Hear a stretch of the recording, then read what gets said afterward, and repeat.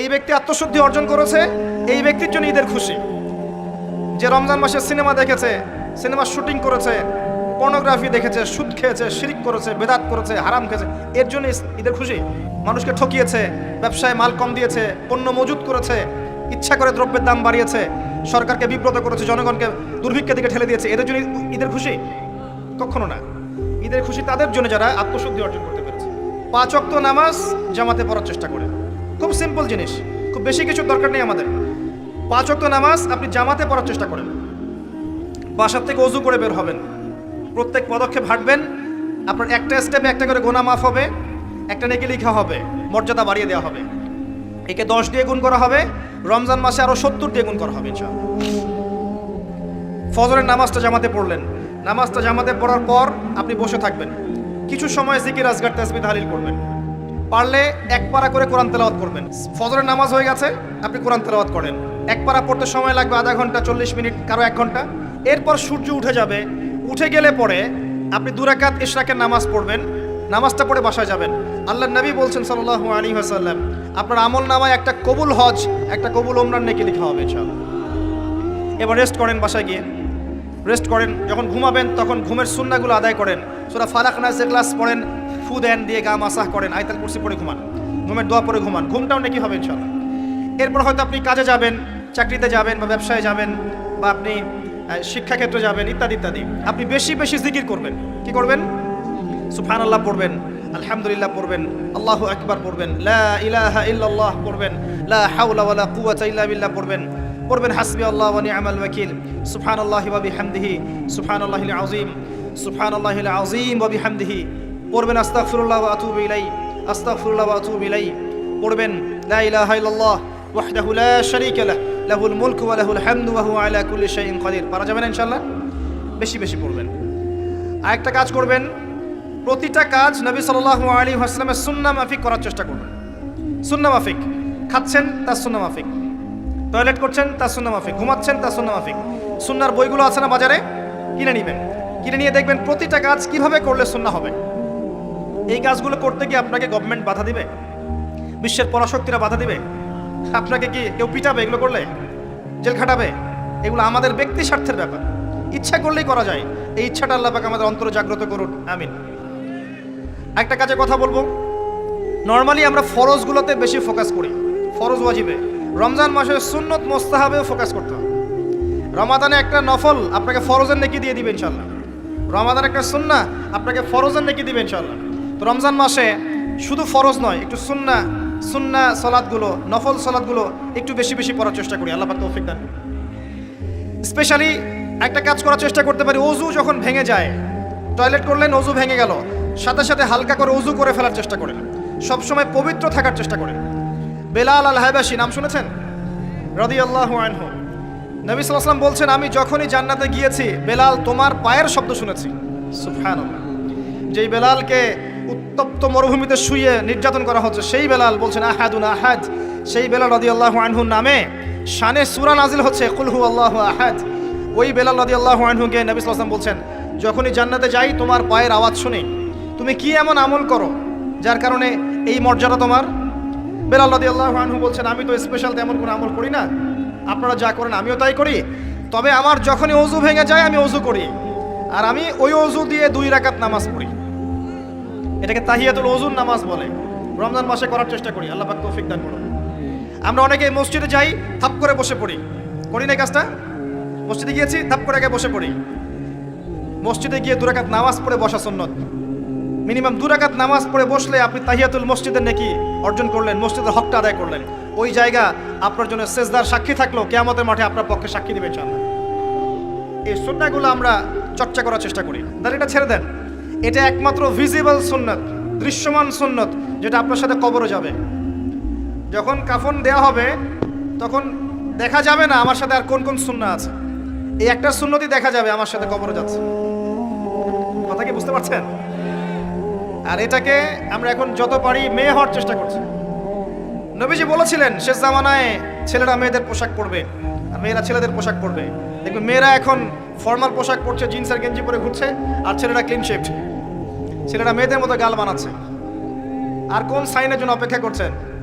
নবীজি বলেছিলেন উঁচু উঁচু বিল্ডিং নির্মাণের প্রতিযোগিতা করা হবে। একবার এয়ারে ঢাকার কাছাকাছি আসবেন, এয়ারে তো সফর করেছেন আপনারা অনেকেই, যখন এয়ার ফ্লাই করে টেক অফ করে বা ল্যান্ড করে তখন ঢাকার কাছাকাছি, তখন উপর থেকে আপনি ঢাকাকে দেখবেন। যে কেন বলেছি this is the city of Akhiruzzaman, কেন বলেছি? নবীজি বলেছেন কিয়ামতের দুইটা মেজর সাইন, দুইটার মধ্যে একটা হচ্ছে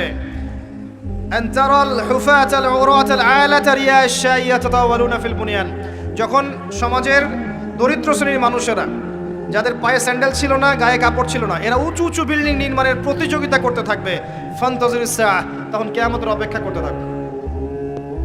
আজকে থেকে 100 বছর আগে ছিল এগুলা? 200 বছর আগে ছিল? সুবহানাল্লাহ। আর কোন সাইনের জন্য অপেক্ষা করছেন? তিনি বলেছেন শেষ জামানায় women will dressed but still they will be naked. মহিলারা কাপড় পরবে, তারপরেও তারা নগ্ন থাকবে। আপনি ঢাকার শপিং মলে যান, আপনি দেখেন। আর কোন সাইনের জন্য অপেক্ষা করছেন? শুধু ঢাকা কেন, গ্রামগঞ্জে ছড়িয়ে পড়েছে এগুলো, এখন গ্রামেও ছড়িয়ে পড়েছে। গ্রামে আরো বেশি দেখা গেছে মাশাআল্লাহ। গ্রামে কি আমরা হতভাগ, সুবহানাল্লাহ। গ্রামের মেয়েগুলা, গ্রামের মেয়ে ঢাকা শহরের মেয়েকে পার করে ফেলেছে। বাদ দেন, ওইদিকে না যাই, ডিফারেন্ট টপিক। আমরা রমাদান মাসের সুন্নাহগুলো আমল করার চেষ্টা করি। তাহিয়াতুল মসজিদ আমল করার চেষ্টা করেন, তাহিয়াতুল ওযু আমল করার চেষ্টা করেন, বেশি বেশি জিকির করেন। এবার আসেন রমাদানে যাকাত হিসাব করবেন। যাকাত, আপনার যাকাত হিসাব করেন, কত টাকা যাকাত এসেছে। যাকাতের হিসাব জানেন তো? হ্যাঁ, 7.5 ভরি স্বর্ণ, রৌপ্য কত? 52.5 তোলা। আপনার এই চাষাবাদের ওসর আসে, ব্যবসায়িক পণ্য থাকলে, সঞ্চিত সম্পদ থাকলে সব কিছু হিসাব করে মুফতি সাহেব আছেন, কওমি মাদ্রাসার আলেমদের কাছে যাবেন, যাকাতের ক্যালকুলেশন করে নেবেন যে আমার এত টাকা যাকাত এসেছে। এভাবে যাকাতটা রমজান মাসে দিয়ে দেওয়ার চেষ্টা করেন। যাকাত যদি আমরা না দেই, একটা শাস্তি শুনে রাখেন। আল্লাহ পাক এই সম্পদগুলোকে একত্রিত করে গলাবেন, গলিয়ে কপালে, গালে আর এই যে পিঠে লেপটে দিবেন, বলেন নাউজুবিল্লাহ। এবং এটা একটা সাপের আকৃতি ধারণ করবে। সাপ গলায় পেঁচানো থাকবে, কপালে দংশন করতে থাকবে, বলবে আমি তোমার মাল সাত ভোগ করো, আমি তোমার মাল সাত ভোগ করো। কবর এটা হবে, আমরা চোখে না দেখলেও এটা সত্য। নবীজি দেখে এসেছে মেরাজের রাতে এগুলা। এরপরে যাকাতের একটা সুবিধা আছে, এটা আমরা বুঝাতে পারি না। যাকাত ইসলামিক ইকোনমিক্সের বেইস। যাকাত ধনীর সম্পদে গরিবের হক। যে গরিবের কাছে টাকা পয়সা নাই, আপনার টাকা ওর হাতে চলে যাবে, ও খেয়ে পরে বাঁচতে পারবে, এটাই যাকাত। বুঝতে পারছি? যাকাতটা না দেন, ও আস্তে আস্তে আস্তে আস্তে আরো দরিদ্র হতে থাকবে। এর উপর আবার সুদ আছে, আবার পেপার মানিও আছে। যাকাতগুলো দিয়ে দেন, আল্লাহর ওয়াস্তে যাকাত দিয়ে। অনেক মুসলিম আছে আমরা নামাজ পড়ি, যাকাত দেই না। অনেক মুসলিম আছে যাকাত দেয় না, নামাজ পড়ে। যাকাত অস্বীকারীদের বিরুদ্ধে আবু বকর সিদ্দিক রাদিয়াল্লাহু আনহু যুদ্ধ করেছিলেন। এজ এ আমির, রাষ্ট্রের পক্ষ থেকে যুদ্ধ করেছিলেন। আল্লাহ পাক আমাদেরকে যাকাত আদায় করার তৌফিক দান করুন। ফসল থাকলে ফসল, এর ওসর আসবে, ওসর এটা দিয়ে দিবেন। সেচের পানিতে হলে এক হিসাব, আর আপনার বৃষ্টির পানিতে হলে এক হিসাব। রমজান মাসে বেশি বেশি দান সাদাকা করবেন, বেশি বেশি মানুষকে দান সাদাকা করেন। পণ্যের দাম কমিয়ে দেন, মানুষকে সাদাকা করেন। প্রত্যেকটা দিন 10 টাকা, 20 টাকা, 100 টাকা সাদাকা করতে চেষ্টা করেন। এক একটা সাদাকা 70 গুণ বেড়ে যাবে ইনশাআল্লাহ। আমি আরেকটা নাসিহা করব, রমজান মাসে বেশি থেকে বেশি মানুষকে খাওয়ান, বেশি বেশি খাওয়ান, ইফতার করান। আমি বলি মসজিদগুলোতে প্রত্যেক দিন আসর থেকে মাগরিব পর্যন্ত দিনের কথাবার্তা আলোচনা করেন, তালিম করেন। আপনাদের কাছে বই আছে, মুনতাখা হাদিস আছে, ফয়জুল কালাম বই আছে, রিয়াদুস সালেহিন বই আছে, মেশকাত আছে, আলেম আছেন, ইমাম সাহেব আছেন। একটা বিশেষ বিষয় নিয়ে আলোচনা শুরু করেন, মাগরিব পর্যন্ত আলোচনা চলবে, সবাই মিলে ইফতার করেন। একটা ইসলামিক পরিবেশ গড়ে তোলেন, মানুষকে ইফতার করেন, বেশি বেশি ইফতার করেন।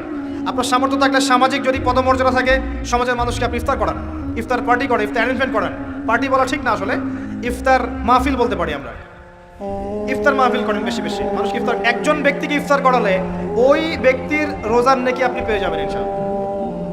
প্রজেক্ট করেন, ইফতারের প্রজেক্ট করেন, মানুষের টাকাগুলো নেন, সংগ্রহ করে গরিবদের মাঝে ইফতার বিলিয়ে দেন। দুটা পদ্ধতি হতে পারে, আমি নিজেও করবো ইনশাআল্লাহ তাআলা। দুটো পদ্ধতি হতে পারে, ডেইলি বেসিসে ইফতার দিতে পারেন, অথবা মাসের বাজার করে দেন। এক মাসে কি কি লাগে, কতটুকু চাল, বুট, ডাল লাগে লিস্ট করেন, করে একটা ফ্যামিলিতে একটা প্যাকেট পাঠিয়ে দেন। দেখবেন পুরো ফ্যামিলি ইনশাআল্লাহ তাআলা রমজান মাসটা খেয়ে পরে বাঁচতে পারবে। এগুলো আমরা না করলে কারা করবে? অমুসলিমরা করবে। অমুসলিমরা করে করেই তো সবাইকে খ্রিস্টান বানাচ্ছে। কোথায় আছেন আপনি? সমাজ সেবা করে করে তো মানুষের ঈমান আমল হরণ করে ফেলছে, আর আমরা সমাজ সেবা করতে চাচ্ছি না। জি, আমরা গরিব মানুষের পাশে দাঁড়াচ্ছি না, ওরা গিয়ে দাঁড়াচ্ছে, দেখবেন মানুষ বলছে হ্যাঁ এই ধর্মটা ভালোই, আমি খ্রিস্টান হয়ে যাই। কত মানুষ যে খ্রিস্টান হয়ে যাচ্ছে আপনি জানেন? পরে বুঝবেন যখন আমরা এই যে হাত বাঁধা, পায়ে পা রফুলে ইত্যাদি নিয়ে মারামারি করছি, কে কোন মাযহাব, কে কোন তরিকা, কার কোন ত্রুটি আছে, এগুলো নিয়ে আমরা সোশ্যাল মিডিয়ায় ঘাটাঘাটি করছি। এই সময়গুলোর মধ্যে এগুলো অনেক এগিয়ে গেছে। এরা আরও এসব এই খোরমা জিলাপি নিয়ে মারামারি করতে থাক, দেখবেন আস্তে আস্তে আস্তে আস্তে কোন দিকে চলে যায় পরিস্থিতি। গলার মধ্যে দড়ি দিয়ে ফাঁস লাগানো হয়ে গেছে, খালি টানা বাকি আছে, আরে এখন ঝগড়া করে বেড়াচ্ছে কোন আলেমের কোন সমস্যা। লাহুম কুলুবুন লা ইয়াফকাহুনা বিহা, আল্লাহ পাক বলেছেন সূরা আরাফ 179-তে। রমজান মাসে বেশি বেশি ইফতার করান, বেশি বেশি দান সাদাকা করেন। আর একটা কাজ বলে আমি শেষ করছি, রমজান মাসে পরিবারকে সময় দেন, পরিবারকে সময় দেন। পরিবারের হক আছে আমাদের উপরে, স্ত্রীকে সময় দেন, স্বামীকে সময় দেন, একসাথে ইফতার বানান, একটা পরিবেশ, একটা আনন্দ, একটা উৎসবের আমেজ যেন বিরাজ করে। ছোট ছোট বাচ্চাদেরকে রোজা রাখতে উৎসাহিত করেন, সবাই একসাথে বসে একটা বড় প্লেটে ইফতার করেন। বাচ্চারা যখন বড় হবে তখন বলবে ছোটবেলায় আমরা বাবা মার সাথে এভাবে ইফতার করেছি, সংস্কৃতি লালন করেছি। পারিবারিক হৃদ্যতা চলে আসেন, প্রতিবেশীকে ইফতার পাঠান, প্রতিবেশীকে ইফতার হাদিয়া দেন, মসজিদে একসাথে ইফতার করেন। তারপর রাতের বেলা তাহাজ্জুদে দাঁড়ান, তারাবিতে দাঁড়ান, তারাবির নামাজে ধীর স্থিরভাবে কেরাত করেন। ইমাম যাকে নিযুক্ত করবেন তাকে সুললিত কণ্ঠে কোরআন তেলাওয়াত করতে বলবেন, ধীর স্থিরভাবে, তাকে প্রেশার দিবেন না। তার দায়িত্ব নিয়ে নেন, ইমাম হাফেজদের পুরো মাসের দায়িত্ব নেন, তার পরিবারের দায়িত্ব নেন। একটা সম্মানজনক হাদিয়ার ব্যবস্থা করে দিবেন যাতে করে তারা নিশ্চিন্তে থাকে পুরো মাস, তাকে অন্যদিকে ফোকাস করতে না হয়। অন্য অন্য কান্ট্রিতে যখন কোনো সায়েন্টিস্ট থাকে তার পরিবারের দায়িত্ব পুরো রাষ্ট্র নিয়ে নেয়, সে ঠান্ডা মাথায় গেলে গবেষণা করবে। একই প্রসেস, আপনি আলেম ওলামা ইমাম হাফেজদের দায়িত্ব নিয়ে নেন, তার পরিবারের দায়িত্ব নিয়ে নেন। বা হুজুর আপনি আপনার কাজ করেন, আমরা আপনার পরিবার দেখছি। তাকে আপনি কোরআন তেলাওয়াত করতে দেন, কোরআন হিফজ করবে, মানুষকে কোরআন শেখাবে, তারাবির নামাজ পড়বে, ইমামতি করবে, মানুষকে দার্স দিবে, খুতবা দিবে। আসেন যে মেজর পয়েন্টটা বাকি আছে সেটা বলি। তার আগে এটাও বলি যে ইফতার করার সময় বেশি খাবেন না। যদি আপনি বেশি খান তাহলে আপনি তারাবির নামাজে দাঁড়াতে পারবেন। আর একটা মেজর কথা, এটা লাস্ট পয়েন্ট, সেটা হচ্ছে এই মাসে কি নাজিল হয়েছে ভাই? কোন কারণে এই মাসটা সম্মানিত? এই মাসে আল্লাহর কিতাবকে সময় দিতে হবে, এই কিতাবকে সময় দিতে হবে। আল্লাহ রাব্বুল আলামিন বলেছেন এই কিতাবের মধ্যে সবকিছুর সমাধান আছে। আল্লাহ পাক বলেছেন এই কিতাবে কোনো সন্দেহ নাই।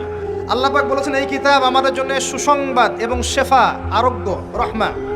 এখন একটু বসেন, একটু সময় নেন।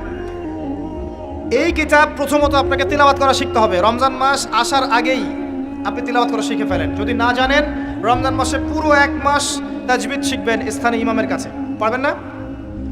এক মাসের মধ্যে কোরআন তেলাওয়াত শেখা সম্ভব, এক মাসে শেখা সম্ভব। শয়তান আপনাকে তিনটা ধোঁকা দিতে পারে। শয়তান আপনাকে বোঝাতে পারে আপনি অনেক জানি, আমার জানার দরকার নাই। শয়তান বোঝাতে পারে আমার বয়স হয়ে গেছে, আমার দ্বারা হবে না। শয়তান বোঝাতে পারে আমার অনেক সময় পড়ে আছে, পরে শিখে নিব। আল্লাহর ওয়াস্তে শয়তানের ধোঁকায় পড়বেন না। এই মাসে কোরআন শেখেন। কে জানে আপনি আগামী মাস পান কিনা। কোরআন শিখে নেন, রমজান মাসে তেলাওয়াত করে শিখে নেন। কি পাবেন? কয়েকটা হাদিস বলছি। নবী সাল্লাল্লাহু আলাইহি ওয়াসাল্লাম বলেছেন এই কোরআন আপনার পক্ষে দলিল হবে অথবা বিপক্ষে দলিল হবে। হুজ্জাতুন লাকা ওয়া আলাইক, আপনার জন্য শাফিউল লি আসহাবি, এটা সুপারিশকারী হবে আপনার জন্য। প্রত্যেক হরফে আপনি 10টা করে নেকি পাবেন। কোনোদিনও আমি বলি নাই কোরআন তেলাওয়াত করলে নেকি হবে না। এই যে কাটছাট ভিডিও দেখলে আলেম ওলামাও ভুল মেসেজ পায় এবং দেখা যায় একজন বরেণ্য আলেম হয়েও ভুল কথা বলতে শুরু করে। এই জন্যই বলি এর ক্ষতিকর দিক কত। মূল বিষয় তার নখদর পড়ে নাই, একটা কাটছাট ভিডিও দেখেছে, দেখেই কথা বলা শুরু করলো। কিন্তু সে আলেম, তার জানা উচিত কাফা বিল মারই কাযিবান ওয়া হুয়া ইয়াকুল কুল্লামা সামিআ। একজন মানুষের জন্য মিথ্যাবাদী হওয়ার জন্য এতটুকু যথেষ্ট, যা শুনলাম যাচাই বাছাই না করেই প্রচার করলাম। ইয়া আইয়ুহাল্লাযীনা আমানু ইন জাআকুম ফাসিকুম বিনাবাইন ফাতাবায়ানু, কোনো ফাসিক যদি কোনো খবর নিয়ে আসে সেটা আগে তথ্য যাচাই করো, তারপরে কথা বলো। ইজতানিবু কাসীরাম মিনাজ জন, বেশি বেশি অনুমান থেকে বেঁচে থাকো। ইন্না বা'দা যন্নি ইসম, এগুলো আমরাই ভুলে যাচ্ছি এখন। আমি বলছি বারবার, স্পষ্ট করে বলছি, কোরআন তেলাওয়াত করলে প্রত্যেক হরফে 10টা করে নেকি হবে। এবং কোরআন তেলাওয়াত করলে আপনার জীবনে বরকত আসবে, রিজিকে হায়াতে বরকত আসবে, আপনার কলবে আল্লাহর নূর আসবে ইনশাআল্লাহ তাআলা। কোরআন আপনার পক্ষে সাক্ষী দিবে, আপনার পক্ষে দলিল হবে, হুজ্জা হবে ইনশাআল্লাহ। প্রত্যেক হরফে 10 নেকি। তবে শুধু তিলাওয়াত করলেই আমি কোরআনের অর্থগুলো বুঝতে পারবো না। আর অর্থগুলো না বুঝলে আমি কোরআনে আল্লাহর মৌলিক মেসেজগুলো ধরতে পারবো না। ধরতে না পারলে সেই মেসেজগুলোর উপর আমল করতে পারবো না। এই কারণে কোরআনের অর্থটা বোঝা জরুরি, এর ভাষা শেখা জরুরি, কারণ আদেশ নিষেধ আমাকে মানতে যেতে হবে। এবং কোরআন গবেষণা করতে হলে অবশ্যই অর্থ জানতে হবে, ভাষা শিখতে হবে, এর তাদাব্বুর তাফাক্কুরে ডুবে যেতে হবে, যেটা শুধুমাত্র তেলাওয়াত করা সম্ভব নয়। এটা বোঝাতে চেয়েছে। এর চেয়ে পরিষ্কার করে কি বলতে পারি বলেন? সুবহানাল্লাহ। আল্লাহ পাক আমাদেরকে বোধ শক্তি দান করুন।